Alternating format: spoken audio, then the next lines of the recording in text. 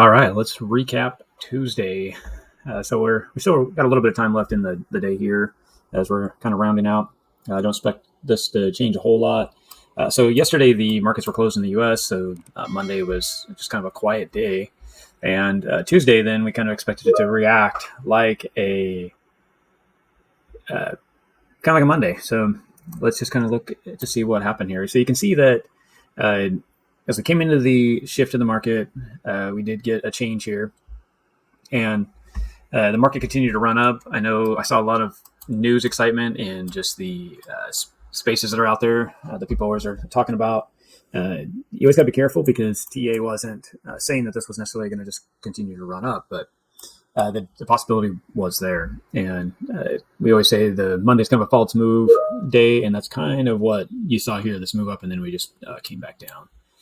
The reason why this is wasn't sustainable is one thing, you were testing the 200 on the 5-minute. But up here on the stochastics, they were totally exhausted. There was already two humps, and then you would dump. So here we are on the first, pulled back, came right back out, then it pulled down. And as you can see, right on this bar, we started to break down. This was that trend line. It broke the trend line, broke the 21. We would like to see it back test a little more in this area, but anywhere along here, you could have got in. That would have been the bigger trade. So something along here, you would have put your stop above the high. So that would have been up in here, and then you would have taken that trade out. That would have been the bottom of the market roughly. So that would have been a good trade through here.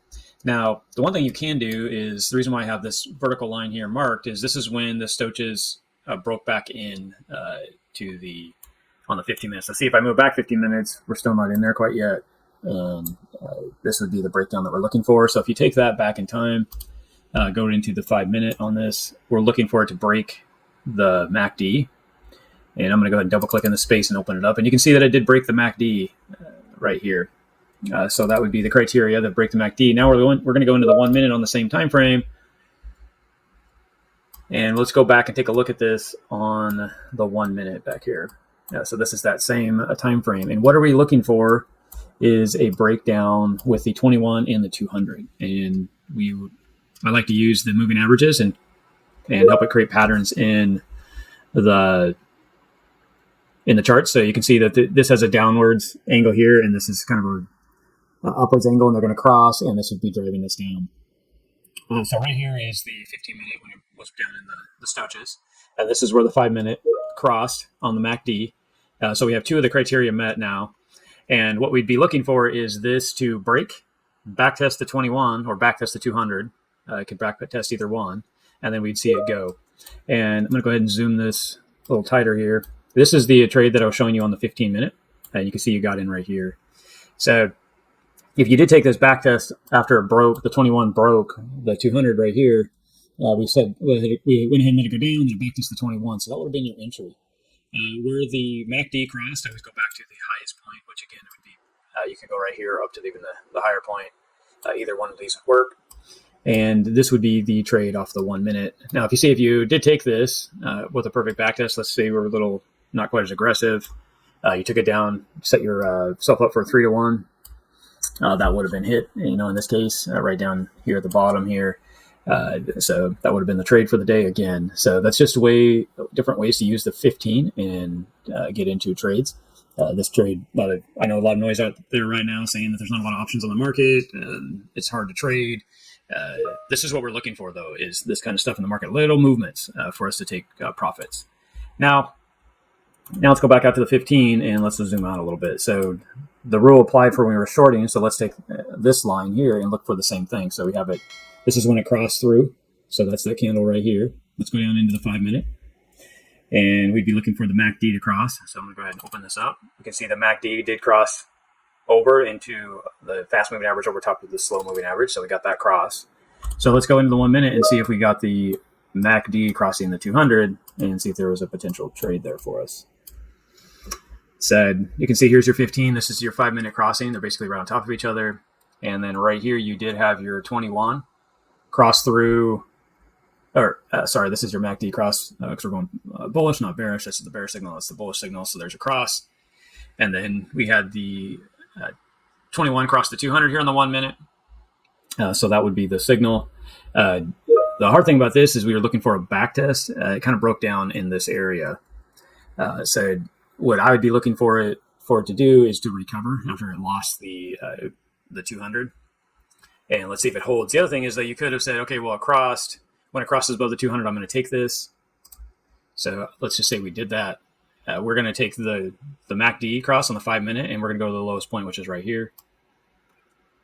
And then we'll just go ahead and run the trade out. Typically, we run to a 3-to-1 is what we'd be looking for.